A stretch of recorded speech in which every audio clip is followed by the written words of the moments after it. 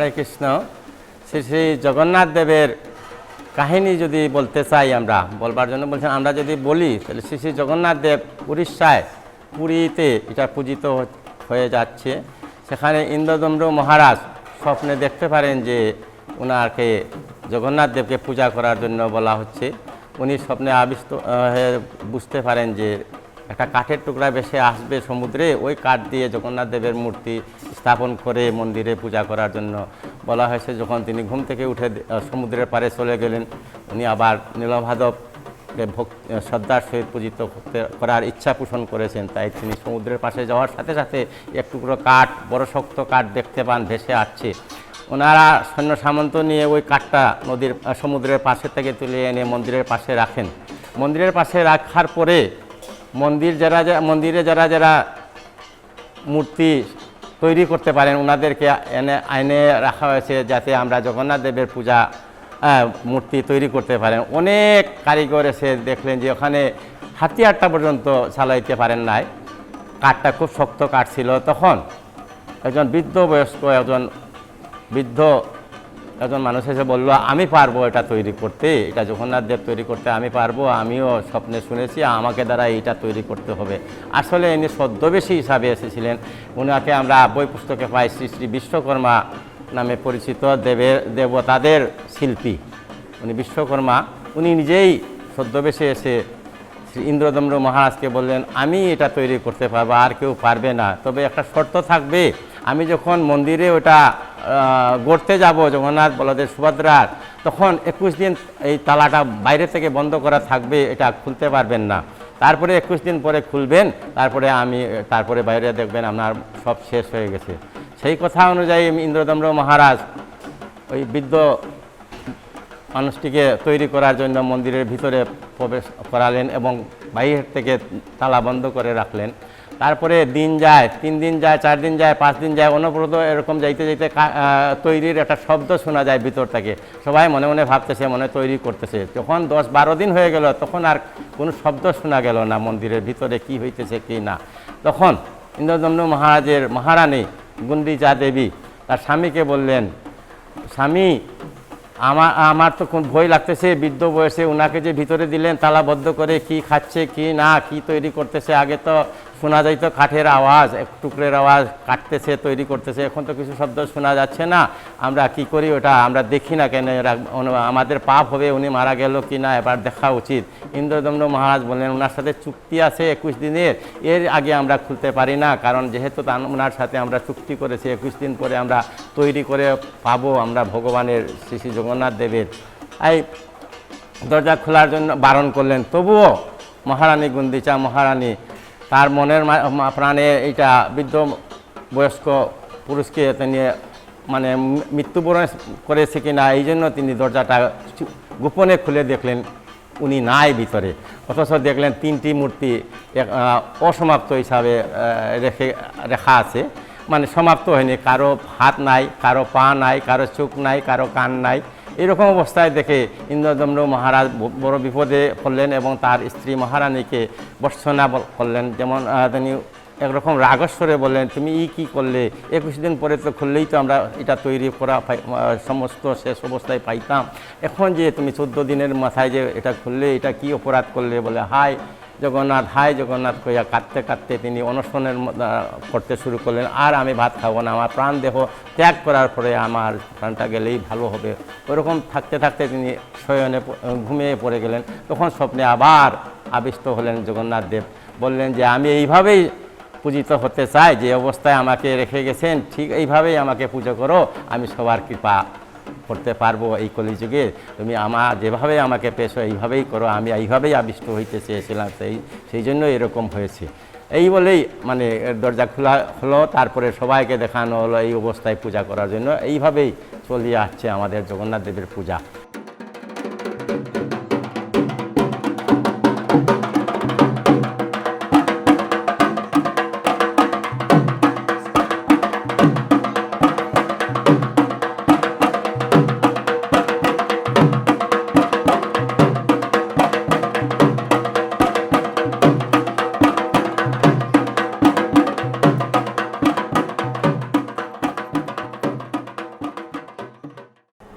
রথযাত্রা অনুষ্ঠান সনাতন ধর্মাবলম্বীদের একটি গুরুত্বপূর্ণ অনুষ্ঠান। এই রথযাত্রার ইতিহাস অনেক প্রাচীন। অনেকে বলেন সত্যযুগে এই রথযাত্রা অনুষ্ঠানের সূচনা। সত্যযুগের এক রাজা ছিলেন ধৃষ্টদ্যুম্ন, তার আমলেই এই রথযাত্রা শুরু হয়েছিল বলে জানা যায়। পরবর্তীতে চৈতন্য প্রবর্তিত বৈষ্ণব ধারা যখন এই বাংলায় প্রসারিত হয়, বিস্তৃত হয়, তখন এই বাংলা অঞ্চলে এই রথযাত্রা অনুষ্ঠানের সূচনা হয় এবং চৈতন্য প্রবর্তিত বৈষ্ণব ধারার অনুসারী যারা, তারা চৈতন্যদেবের মত ধরেই তারা এই রথযাত্রা অনুষ্ঠানের সূচনা করেন।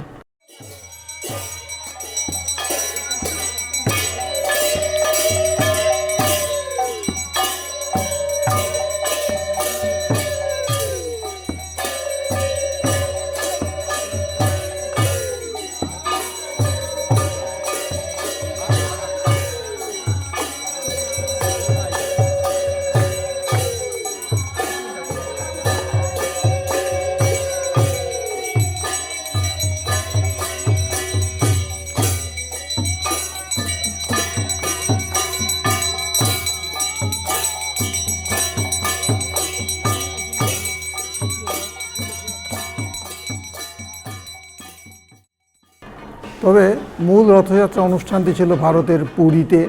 এখনও মূল অনুষ্ঠান সেখানেই হয় এবং ভারতের পুরীতেই সবচেয়ে বড় রথযাত্রা অনুষ্ঠান হয়। সাধারণত রথযাত্রা অনুষ্ঠান আষাঢ় মাসের শুক্লপক্ষের দ্বিতীয়া তিথিতে অনুষ্ঠিত হয় এবং এর পরে ফিরারথ বা শেষ রথ অনুষ্ঠিত হয় দশমী তিথিতে। সিলেটে এই রথযাত্রা অনুষ্ঠানের ইতিহাস অনেক প্রাচীন। সিলেটে এই ইতিহাস শুরু হয়েছে ঊনবিংশ শতাব্দীর একেবারে প্রথম দিকে। আগে সিলেটে রথযাত্রা অনুষ্ঠান তেমন হতো না, হওয়ার কোনো নজির আমরা পাইনি। তবে 1819 থেকে 25 খ্রিস্টাব্দের সময়ে যখন মণিপুর বার্মাদের দ্বারা আক্রান্ত হয়ে মণিপুর রাজ পালিয়ে এসে চৌরজিৎ, মার্জিত এবং গম্ভীর সিং, তারা তিন ভাই মণিপুর ছেড়ে পালিয়ে এসে প্রথমে কাছাড় এবং পরে সিলেটে এসে আশ্রয় গ্রহণ করেন ব্রিটিশদের কাছে। সিলেটে রাজবাড়ি, মণিপুরি রাজবাড়ি বলে একটি জায়গা আছে মির্জা জাঙ্গালে। সেই মির্জা জাঙ্গালে রাজবাড়ি স্থাপন করে আমাদের রাজারা সেখানে বসতি স্থাপন করেন। তারাই প্রথম এই রথযাত্রা অনুষ্ঠানের সূচনা করেন বলে অনুমান করা হয়। সম্ভবত 1824 সালে প্রথম রথযাত্রা অনুষ্ঠিত হয়, কারণ 1829 সালে আমরা প্রাচীন এক রেকর্ডে অচ্যুতচরণ চৌধুরী লিখিত ইতিহাস শ্রীহট্টের ইতিবৃত্ততে আমরা এই রেকর্ড পাই যে সে বছর রথযাত্রা অনুষ্ঠিত হয়েছিল মণিপুরীদের নেতৃত্বে এবং সেই রথের সাথে একই দিনে মহরম অনুষ্ঠান থাকায় মুসলিমদের সাথে হিন্দু রথযাত্রার অনুসারী হিন্দুদের মধ্যে একটা গোলমাল বাঁধে, এক ধরনের বিবাদ অনুষ্ঠিত হয় এবং সেই বিবাদ আমাদের মণিপুরী রাজা গম্ভীর সিংয়ের নেতৃত্বে মণিপুর সৈন্যবাহিনীর সহায়তায় সেটা সমাধান হয় এবং শেষ পর্যন্ত রথযাত্রা নির্বিঘ্নে অনুষ্ঠিত হয়। সেই থেকে আমরা জানতে পারি 1829 সালে তো রথযাত্রা অনুষ্ঠিত হয়েছে, তারও আগে কয়েক বছর আগে থেকে সিলেটে রথযাত্রা অনুষ্ঠিত হয়েছে এবং আমরা অনুমান করি 1824 সাল থেকেই সিলেটে রথযাত্রা অনুষ্ঠান শুরু হয়। এবং সিলেটে এই যে রথযাত্রা অনুষ্ঠান, এটা মূলত মণিপুরীদের অনুষ্ঠান হিসাবেই পরিচিত। প্রাচীন রেকর্ডে সিলেটের রিকাবি বাজার নামে একটি জায়গা আছে সিলেটের প্রাণকেন্দ্রে। সেখানে একটি স্থান আছে যেটা প্রাচীন রেকর্ডে রথের স্থান হিসাবে চিহ্নিত ছিল, কিন্তু পরবর্তী রেকর্ডে অবশ্য সেখানে রথের স্থান আর লেখা হয়নি। তো এখনও সেই স্থানটি মণিপুরীদের রথের জন্য উন্মুক্ত করে দেওয়া হয় রথের 2 দিন, অর্থাৎ রথের প্রথম দিন এবং রথের যে শেষ দিন, এই 2 দিন উন্মুক্ত করে দেওয়া হয় সিটি কর্পোরেশনের ব্যবস্থাপনায় এবং সেখানে সিলেটের মণিপুরি যে পাড়াগুলো আছে সেই পাড়াগুলো থেকে রথ টেনে নিয়ে গিয়ে সেখানে জড়ো হয়। রথের মধ্যে শ্রী শ্রী জগন্নাথ, বলভদ্র এবং সুভদ্রা, তারা 3 ভাই বোন আসীন থাকেন। অনেক সময় গৌর নিতাইও আসীন থাকেন। তারা সেখানে উপস্থিত হয়ে রথযাত্রার রথ টেনে নিয়ে এসে সেখানে জড়ো হয়। সেরকম কমপক্ষে 14-15টি রথ একখানে জড়ো হয় এবং একসাথে মিলে সেখানে কীর্তন হয়। আমাদের জয়দেব পালা বলি আমরা, কবি জয়দেব রচিত গানের সাথে নাচের একটা অনুষ্ঠান হয়, আমাদের জয়দেব পালা বলি আমরা। সেই জয়দেব পালা অনুষ্ঠিত হয়, এরপরে কীর্তন হয় এবং অন্যান্য যে নিয়মাবলী সেগুলো পালিত হয়। তারপর শেষ হওয়ার পরে প্রত্যেক রথগুলো আবার নিজ নিজ মন্দিরে ফিরে যায়। এই রথের স্থানে শুধু মণিপুরীদের নয়, মণিপুরী ছাড়াও সনাতন ধর্মাবলম্বী যারা বৈষ্ণব মতে অনুসারী, তাদের কিছু কিছু মন্দির থেকেও রথ টেনে আনা হয়। প্রায় 14-15টি রথ এখানে মিলিত হয় এবং এই উপলক্ষে সিলেটের রিকাবি বাজার যেখানে রথ সম্মিলিত হয়, সেখানে প্রায় 9 দিন বা 10 দিন ধরে রথের মেলা বসে। এই রথের মেলা মণিপুরীদের রথের মেলা হিসেবে সিলেটের একটি ঐতিহ্যবাহী অনুষ্ঠানে পরিণত হয়েছে। আর রথের দিনে শুধুমাত্র এই রথ টানাটাই নয়, এর বাইরেও আরও অনেক অনুষ্ঠান থাকে। প্রত্যেক মন্দিরে প্রতিদিন পূজা দেওয়া হয় এবং অনুষ্ঠানাদি হয়। মণিপুরী মন্দিরগুলোতে যে কয়টি মণিপুরী মন্দির আছে, প্রত্যেকটি মণিপুরী মন্দিরে সন্ধ্যার পরে সন্ধ্যার আরতি পূজা হয়। তারপরে জয়দেব পালা অনুষ্ঠিত হয় এবং জয়দেব পালার মধ্যে কবি জয়দেব রচিত দশাবতারের স্তোত্র পাঠ করা হয় এবং এর বিভিন্ন গানের সাথে নাচের একটা অংশ থাকে, সেগুলো এখানে অভিনীত হয়। এভাবে প্রত্যেক মণিপুরি পাড়ায় এই 9 দিন বা 10 দিন ধরে রথের অনুষ্ঠান হয় এবং যারা উপস্থিত থাকেন পাড়ার সকলকে খিচুড়ি প্রসাদ দিয়ে আপ্যায়িত করা হয়। এটা মণিপুরীদের একটি ট্র্যাডিশনাল ঐতিহ্যবাহী একটি অনুষ্ঠান এবং এর জন্যে যে পাড়ায় যে অনুষ্ঠান হয়, সেই পাড়ার মণিপুরী সদস্যগুলো অর্থাৎ মণিপুরী পরিবারগুলো তারা পালাক্রমে এক একদিন এক একজন দায়িত্ব পালন করে থাকে এই প্রসাদ বা অন্যান্য যে আয়োজন, সেই আয়োজনের প্রস্তুতি গ্রহণের। মণিপুরী সম্প্রদায় কিন্তু খেলাধুলার ক্ষেত্রে খুবই আগ্রহী এবং ভারতের মণিপুর যে রাজ্য, সেই রাজ্য সর্বভারতীয় পর্যায়ে কিন্তু একটা উল্লেখযোগ্য অবস্থানে আছে। প্রথম বা দ্বিতীয় অবস্থানে থাকে মণিপুর রাজ্য খেলাধুলার ক্ষেত্রে। তারা শারীরিক যে নানা কসরত এগুলোতেও খুবই পারদর্শী এবং কুস্তি বা ওই জাতীয় খেলাগুলা মণিপুরীরা খুব পছন্দ করে। এটার একটা নজির আমরা পাই। আমরা সিলেটে যখন রথযাত্রা অনুষ্ঠিত হতো, তখন রথযাত্রা অনুষ্ঠানের অংশ হিসাবে একটা ডাবকে তেল মাখিয়ে খুব তৈলাক্ত করে ছেড়ে দেওয়া হতো। যারা এখানে উপস্থিত থাকেন আগ্রহী, যারা এই খেলায় অংশ নিতে চান, তাদের মধ্যে একটা ধরনের প্রতিযোগিতা হতো। এই ডাবকে 2 হাতে ধরে যে ঊর্ধ্বে তুলতে পারবে সেই বিজয়ী হবে এবং তাকে ওই বছরের বীর ঘোষণা করা হতো এবং তাকে বিভিন্ন ধরনের পুরস্কার দেওয়া হতো। তো এই অনুষ্ঠান কিন্তু সিলেটে সেই প্রথম থেকে প্রচলিত ছিল। 1973 সালে 75 সালের দিকে সিলেট আসি, তখনও দেখেছি এই অনুষ্ঠান ছিল। তো পরবর্তীতে একটি ঘটনা ঘটে যায়।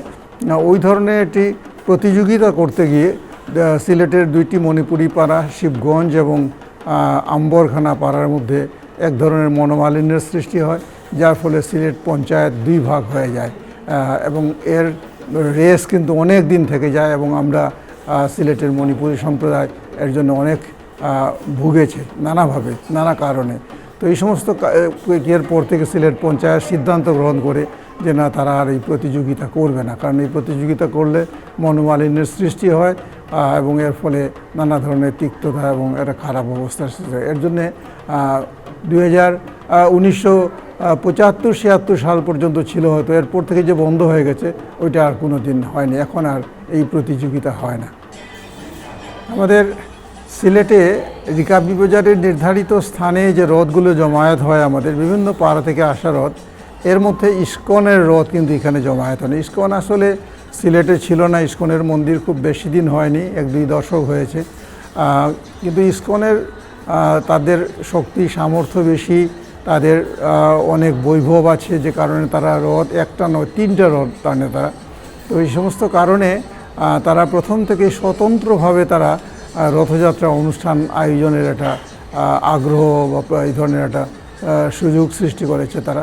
তো ফলে তারা রথ টেনে এনে ওই আমাদের সম্মিলিত যে রথের স্থান রিকাবি বাজার, সেখানে কিছুক্ষণ দাঁড়ায় তারা, 1-2 মিনিট দাঁড়িয়ে আমাদের সাথে একাত্মতা ঘোষণা করে, কিন্তু সেখানে তারা রথ এনে আমাদের মূল অনুষ্ঠানের সাথে তারা যোগ দেয় না। তারা রথ টেনে সারা শহর প্রদক্ষিণ করে এবং তাদের যে হাজার হাজার ভক্ত নিয়ে যে তাদের যে প্রদর্শনী এক ধরনের, ওইটা কি করে। এর জন্য ইসকন আমাদের সাথে আছে আবার নাই, দুটোই। একদিকে তারা আমাদের ওই যে মূল যে কমিটি, মূল যে আয়োজন এগুলোতে থাকে এবং এখানে এসে তারা একাত্মতা ঘোষণা করে, কিন্তু আমাদের সমগ্র আয়োজনে তারা যুক্ত থাকে না, তারা একটা স্বতন্ত্রভাবেই সমস্ত কিছু অনুষ্ঠান করে।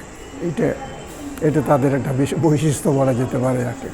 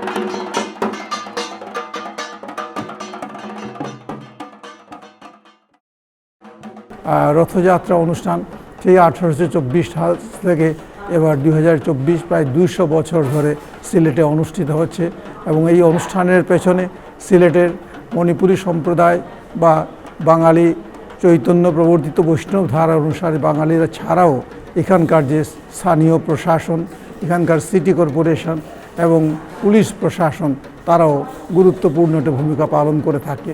কারণ এই রথ অনুষ্ঠান যাতে নির্বিঘ্নে অনুষ্ঠিত হতে পারে, কোনো ধরনের হাঙ্গামা, কোনো ধরনের বিবাদ যাতে উপস্থিত না হয়, সেই জন্যে প্রশাসন থেকে কঠোর ব্যবস্থা নেওয়া হয়। তারা সার্বক্ষণিক প্রহরার ব্যবস্থা রাখেন।